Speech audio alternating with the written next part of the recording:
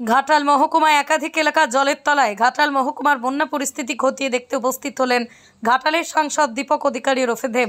ঘাটালের এলাকার মানুষের সঙ্গে কথোপকথন করলেন এবং মানুষের সমস্যা জানালেন।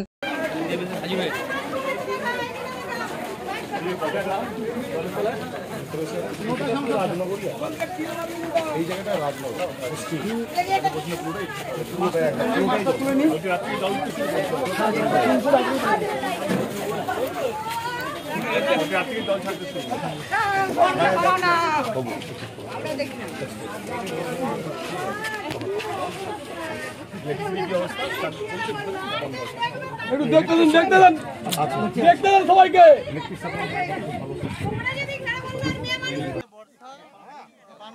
ঘাটাল কেশপুর সহ বিস্তীর্ণ এলাকা কি বলবে?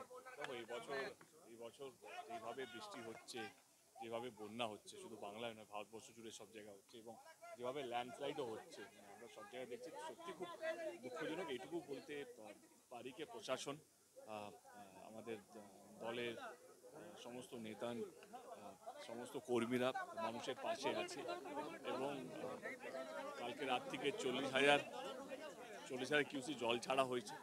এবং আমার কোথাও যেন আমাদের কাছে খবরটা আজ থেকে ওয়েদারটা ভালো হবে, কিন্তু যেহেতু সবকটা কিন্তু ডেঞ্জার লাইন থেকে উপরে করছে, এক্সটেন্সিভ ডেঞ্জার লাইন থেকে, মানে সবকটা নদী, তো সেটা ওভারফ্লো হয়ে ঢুকছে। তো সেই জায়গা থেকে ওয়েদারটা ভালো হলে কোথাও যেন কোথায় কী ক্ষতি হয়েছে সেটা দেখা, এবং মানুষ যেন পরিষেবা পায়, বিদ্যুতের জন্য যেন কোনো মারা যাতে না যায়, কেউ যাতে ইলেকট্রিক শক যাতে না হয়, বাড়িতে যেন খাওয়ার জল, বাচ্চাদের খাবার সমস্ত কিছু যেন পৌঁছে, এবং সাপে কামড়ালে যেন সেই তাদেরকে যেন হসপিটাল বা সেই অ্যান্টিভেনামটাও যেন পায় তারা, সেটাও দেখা।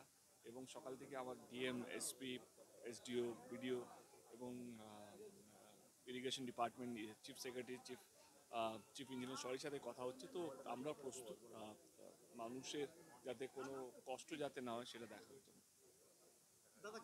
ঘাটাল মাস্টার প্ল্যান এই মুহূর্তে কোন স্ট্যাটাসে দাঁড়িয়ে আছে? ঘাটাল মাস্টার প্ল্যান আজকে আমার চিফ সেক্রেটারির সাথে কথা হলো এবং চিফ ইঞ্জিনিয়ারের সাথেও কথা হলো।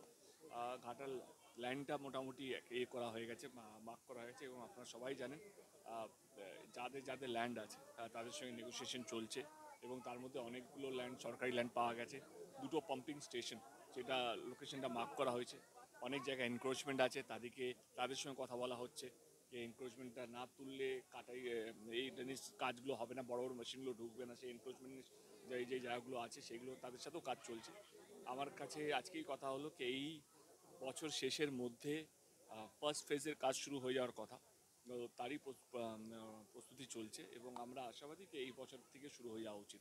ঘাটাল মাস্টার প্ল্যান যেহেতু বিশাল বড় একটা প্ল্যান এবং অনেকগুলো ফেজ আছে, তার মধ্যে ফার্স্ট ফেজ আমার যেটা মনে হয় কি এই বছরের শেষের মধ্যে শুরু হয়ে যাওয়া উচিত, যেটা আজকে আমার চিফ সেক্রেটারি এবং চিফ ইঞ্জিনিয়ারের সাথে যেটা কথা হলো। আমি সত্যি খুব দুঃখিত, মানে ইনফ্যাক্ট যেইভাবে বৃষ্টি হচ্ছে আমরা সবাই জানি, ইনফ্যাক্ট শুধু আমাদের রাজ্যে নয়, আমরা যদি দেখি তো ভারতবর্ষ জুড়ে এবারে যেভাবে বৃষ্টি হচ্ছে, পাশের দেশও যেভাবে বৃষ্টি হচ্ছে, এবং শুধু বৃষ্টি নয়, যেভাবে ল্যান্ডস্লাইড হচ্ছে ওয়ায়ানাড বা আমরা কিছুদিন আগে সব জায়গায় দেখছি।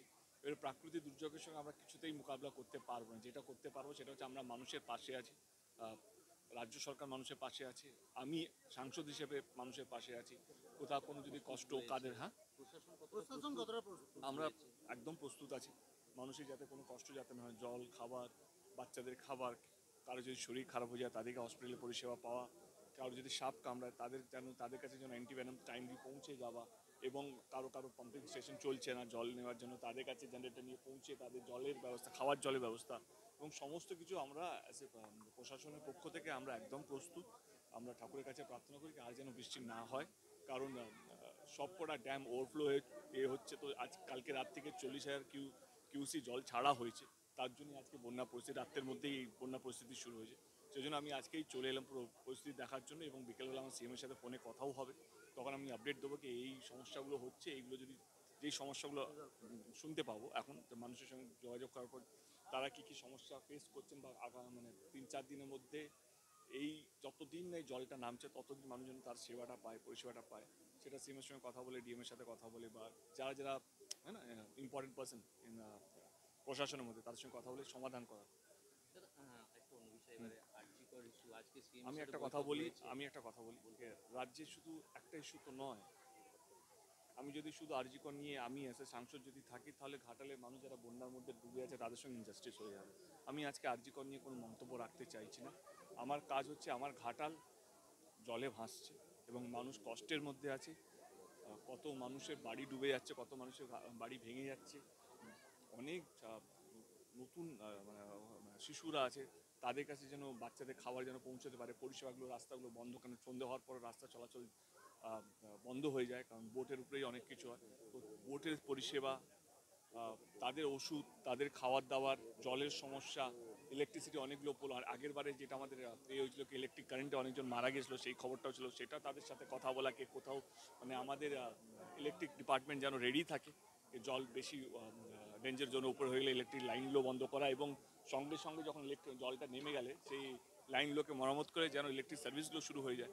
তো এই সমস্ত কিছু আমার কাছে এটা ফার্স্ট প্রায়োরিটি, অনেস্টলি স্পিকিং। দাদা, ফ্লাড সিচুয়েশনে ডাক্তারদের ভূমিকা সব থেকে গুরুত্বপূর্ণ Correct, থাকে। correct. সেই জায়গায় দাঁড়িয়ে ডাক্তার